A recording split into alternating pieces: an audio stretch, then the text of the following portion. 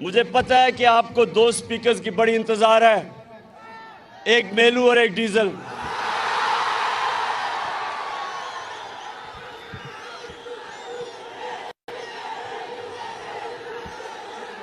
बस बस बस। अच्छा, एडवर्ड्स कॉलेज और नौजवान फैकल्टी, टीचर्स, देखें, आपने अब बड़े आराम से और इत्मीनान से मेरी बात सुन ली है, और उसके बाद हम इंशाल्लाह नारे भी लगाएंगे, मेलू को भी याद करेंगे और डीजल को भी। अच्छा, देखें, नंबर वन चीज, सब प्लीज सुने सुने सुने। नंबर वन, जो मुल्क की यूनिवर्सिटीज और कॉलेजेस होते हैं, ये गौर से सुनिए मेरी बात आपने। जो मुल्क की पॉलिटिकल लीडरशिप, वो हमेशा उस मुल्क की प्रीमियर इंस्टीट्यूशंस में बनी जाती है। ऑक्सफोर्ड और कैम्ब्रिज सदियों तक इंग्लैंड की पॉलिटिकल लीडरशिप, हर किस्म की लीडरशिप दो यूनिवर्सिटी से निकलती थी, ऑक्सफोर्ड और कैम्ब्रिज से। जितनी बेहतर तालीम, उतने बेहतर लीडर। सो मैं आज आपको लीडरशिप के ऊपर बात करने आया हूं। सबसे पहले लीडरशिप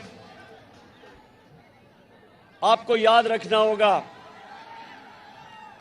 अभी नहीं, कि जो दुनिया की तारीख का सबसे बड़ा लीडर ना कभी आया है ना आ सकता उससे ज्यादा, वो हमारे नबी सल्लल्लाहु अलैहि वसल्लम थे। कभी भी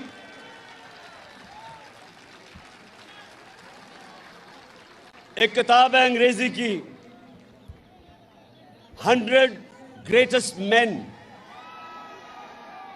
जो किताब है 100 ग्रेटेस्ट मैन, एक पता नहीं हार्ट उसका नाम है, उसने किताब लिखी हुई है। उसमें नंबर 1 जो दुनिया की तारीख का, वो कहता है सबसे ग्रेट आदमी वो हमारे नबी सल्लल्लाहु अलैहि वसल्लम थे। और वो क्यों थे? अब मैं देखिए, आप फ्यूचर लीडर्स हैं, और मैं आपको बेसिक लीडरशिप की क्वालिटीज देना चाहता हूं। और आपने अभी नारे नहीं मारने, क्योंकि ये तो जलसा हो गया। मैं तो सोचा था कि मैं आपको तरबियत करके जाऊंगा यहां से। सो देखें, सुने,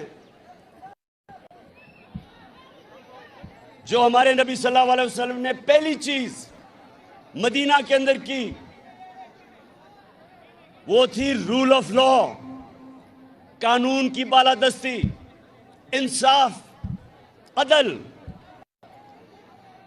ये बुनियाद रखी थी उस माशरे की जिसने चांदी सालों के अंदर दो सुपर पावर्स को, रोमन एम्पायर और पर्शियन एम्पायर को गिरा के कई 100 साल तक मुसलमान दुनिया की सुपर पावर रहे, और उन्होंने दुनिया की इमामत की। तो उसकी जो बुनियाद रखी गई थी वो रूल ऑफ लॉ पे थी। और रूल ऑफ लॉ मैं आपको समझा दूंगा क्या होता है। रूल ऑफ लॉ होता है जो इंसान के माशरे को और जानवरों के माशरे को फर्क करता है। जानवरों के माशरे में रूल ऑफ लॉ नहीं होता, माइट इज राइट। जिसकी ताकत वो कानून के ऊपर, और कमजोर के लिए कोई प्रोटेक्शन नहीं होती जानवरों के माशरे में। इंसानों के माशरे में हमेशा कानून के नीचे सब होते हैं, कोई कानून से ऊपर नहीं होता। तो जब एक कुरैश की लड़की ने चोरी की और वो लोग आ गए हमारे नबी सल्लल्लाहु अलैहि वसल्लम को कहते कि वो कुरैश की लड़की है, इसको सजा ना दें, तो उन्होंने कहा कि अगर मेरी बेटी भी चोरी करती तो उसको भी मैं सजा देता, कोई कानून के ऊपर नहीं। और फिर एडवर्ड्स कॉलेज, फिर सेकंड चीज ये याद रखें कि difference between a civilised society and a barbaric society is one, जिसको हमारे नबी सल्लल्लाहु अलैहि वसल्लम ने कहा कि तुम्हारे से पहले बड़ी कौमें तबाह हुई। जब एक कमजोर चोरी करता था तो वो जेल में, लेकिन जब ताकतवर चोरी करता था तो उसको पकड़ा नहीं जाता था, उसको एनआरओ मिल जाता था। 1500 साल पहले उन्होंने कह दिया, अभी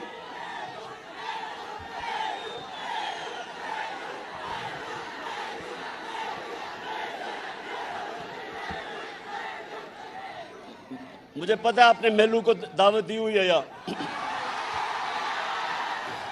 अच्छा सुने, तो जब ये सुन ले कि आज दुनिया के अंदर जो हमारे नबी ने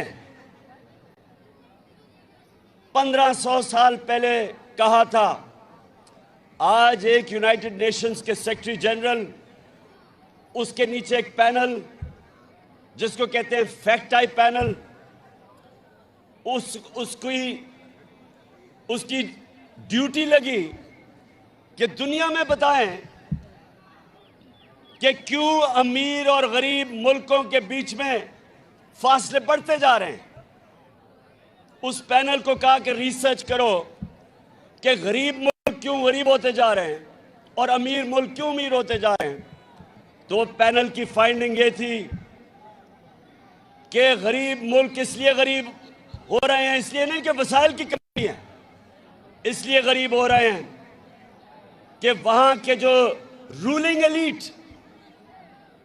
उनकी क़यादत, उनके पैसे वाले लोग एलीट, वो उनके मुल्क से पैसा चोरी करके मुल्क से बाहर भेजते हैं, ऑफशोर अकाउंट्स में भेजते हैं, और उनका कानून को पकड़ता नहीं है। और जब ताकतवर या प्राइम मिनिस्टर या उसके मिनिस्टर जब वो मुल्क का पैसा चोरी करके बाहर भेजते हैं, मुल्क का दिवालिया निकल जाता है, मुल्क मकरूज हो जाता है, उस मुल्क में गुर्बत हो जाती है।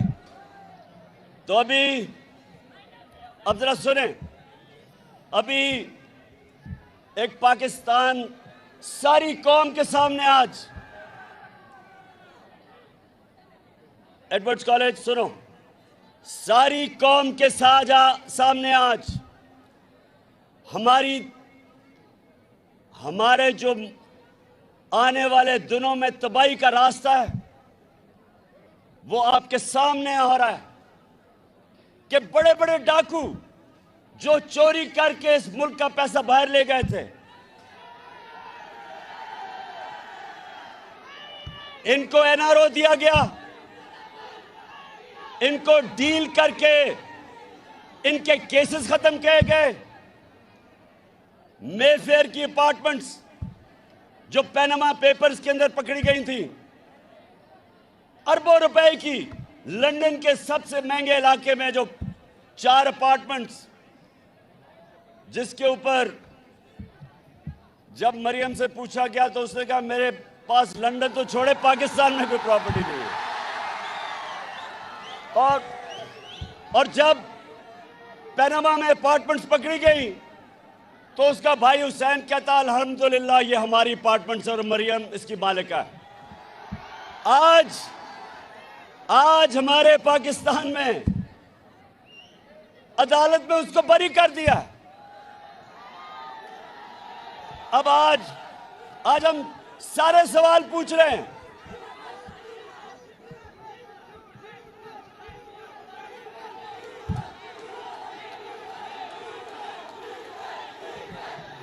क्या डीजल ने नहीं बरी किया, अदालतों ने बरी किया है। और ये क्यों हुआ है, ये जरा गौर से सुने। एक मिनट खामोशी, ये आपके लिए बड़ा इंपॉर्टेंट है। आपका मुस्तकबिल तबाही की तरफ जा रहा है। अगर ये इसी तरह सारे बड़े बड़े डाकुओं के करप्शन के केसेस अरबों रुपए के माफ होते रहे तो आपका मुस्तकबिल है, कोई मुस्तकबिल नहीं है इस मुल्क में। मैं इसलिए आज आप अपने यूथ के सामने आया हूं, अपने नौजवानों के सामने, कि आप जिधर आज पाकिस्तान खड़ा है, सुनो, जिधर आज पाकिस्तान खड़ा है, पहले चोरी करके पैसा बाहर ले जाओ, मुशर्रफ फिर उसको 2008 में एनआरओ दे, वो वापस आ जाओ। 10 साल मुल्क को लूटो, 4 गुना कर्जा मुल्क के ऊपर चढ़ा दो और फिर डील करके एनआरओ लेके फिर वापस आ जाओ और फिर लूटो।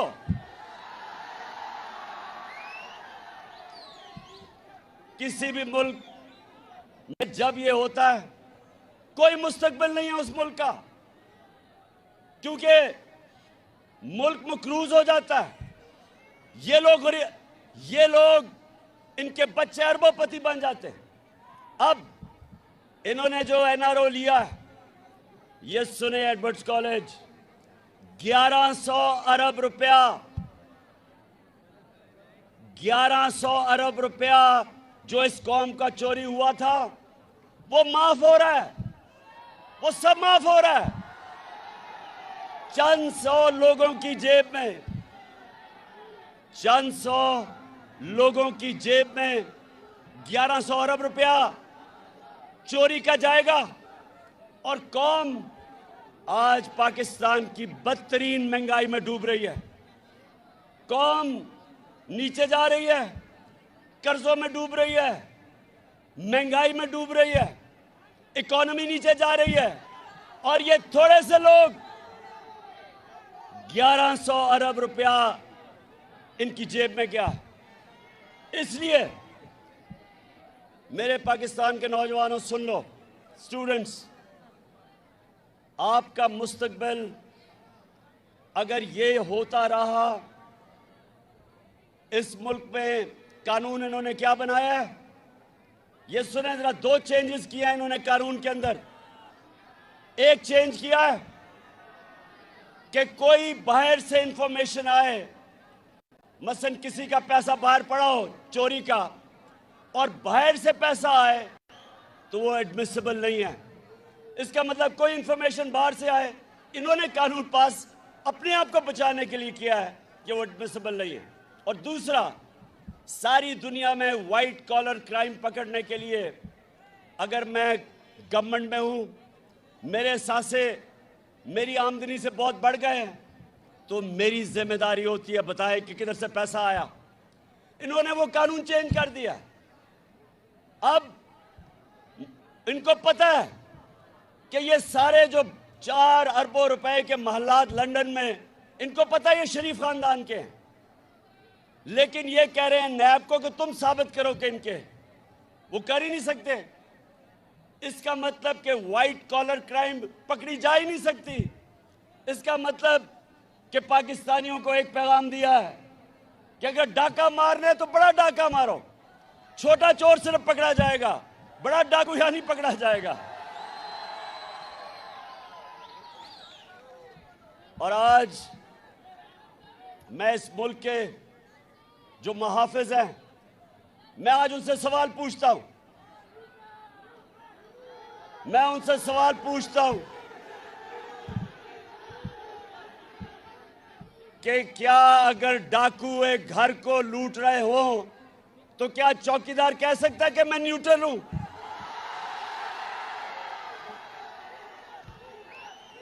घर वाले क्या कहेंगे कि मेरा घर लूटा जा रहा है लेकिन चौकीदार कहता है मैं न्यूट्रल हूं। पाकिस्तान लूटा जा रहा है इस वक्त, हमारा मुल्क तबाही की तरफ जा रहा है और जनाब वहां से कहते हैं जी हम तो न्यूट्रल हैं। मैं इनसे ये पूछता हूं कि अभी जो प्राइम मिनिस्टर ऑफिस के जो ऑडियो लीक्स हुई हैं, ये गौर से सुने, इसमें खैर एक दो तीन चीजें सामने आ गई। एक तो ये कि अभी भी पेट नहीं भरा, अपना एनआरओ लेके अभी भी अपने दामाद को मरियम पैसा बनाने की कोशिश कर रही है। उसके लिए हिंदुस्तान से मशीनरी इंपोर्ट करने की बात कर रही है, जो बैंड है पैसे बनाने के लिए। और फिर शहबाज शरीफ कह रहा है कि फिक्र ना करो, अभी ये मुजरे में साग डाल आएगा, पैसे बन जाएंगे। ये लीक्स में है। लेकिन प्राइम मिनिस्टर ऑफिस की अगर सिक्योरिटी ब्रीच हुई है तो इसका मतलब कि हमारे दुश्मनों के पास हमारा सेंसिटिव इंफॉर्मेशन चला गया है। कौन जिम्मेदार है इसका? कौन जिम्मेदार है? और अगर न्यूट्रल्स का यह काम है कि सोशल मीडिया के लोगों को पकड़ के दबाओ, मीडिया को बंद करो, ARY को बंद करो, बोल चैनल को बंद करो, अगर ये तुमने करना है तो ये मुल्क के इंटरेस्ट की हिफाजत कौन करेगा? क्यों एडवर्ड्स कॉलेज, बताओ कौन करेगा? आप करोगे?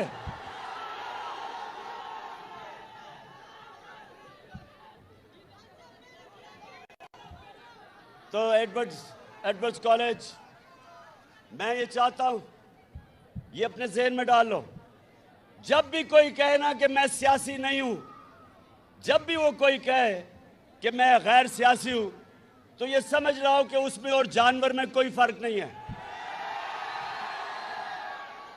जानवर गैर सियासी होता है। शेर आके एक हिरन को पकड़ लेता है, बाकी हजारों हिरन होते हैं, क्योंकि गैर सियासी होते हैं, अपनी जान बचा के भाग जाते हैं। सियासी का मतलब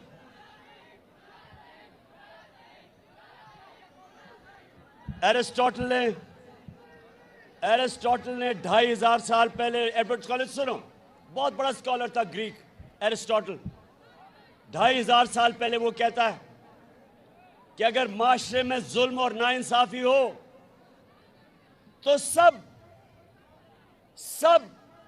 उसके खिलाफ खड़े होंगे, उसके खिलाफ जिहाद करेंगे और पॉलिटिकल होंगे, मुकाबला करेंगे जुल्म और नाइंसाफी का। उसके बाद हमारे अल्लाह ने कुरान में हमारे लिए जिहाद फर्ज की। जिहाद क्या है?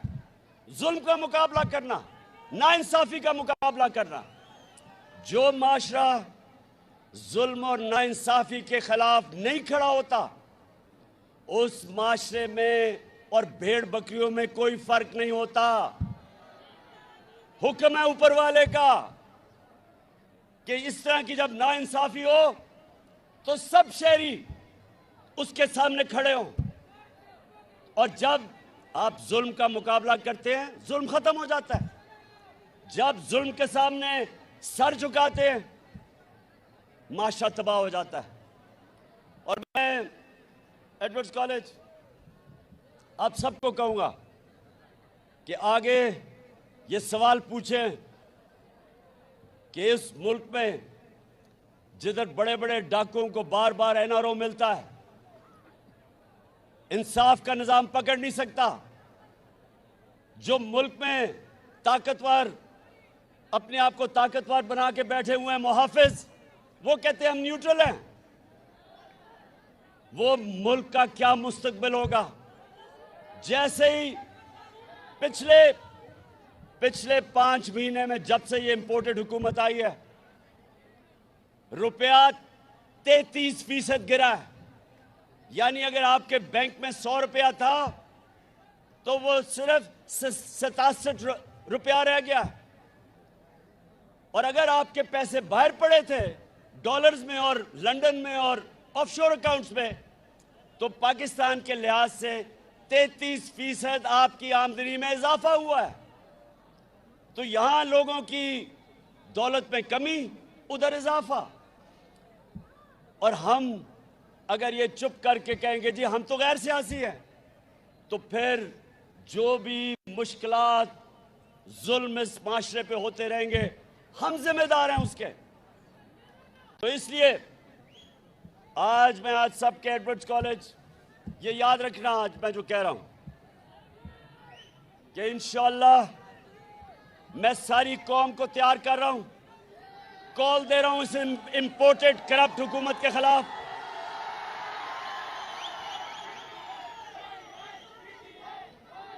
मुझे अगर अकेले भी निकलना पड़े मैं इनके खिलाफ निकलूंगा। ना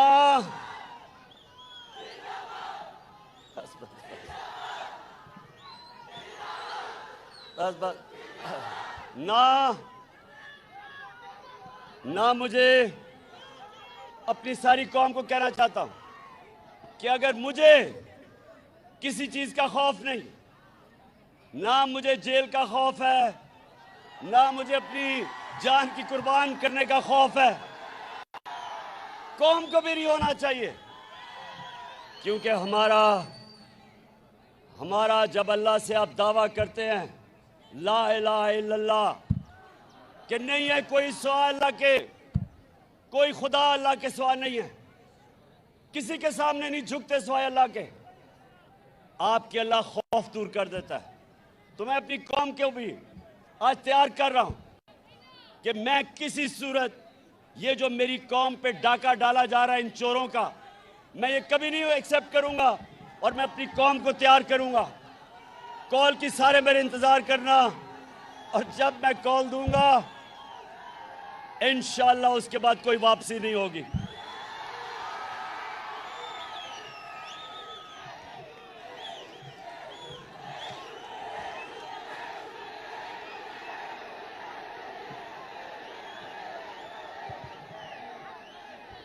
अच्छा, आखिर में एडवर्ड्स कॉलेज, मैं चाहता हूं कि आप मेलू को भी दावत दें और डीजल को भी। डीजल से पूछे, डीजल से एक सवाल पूछे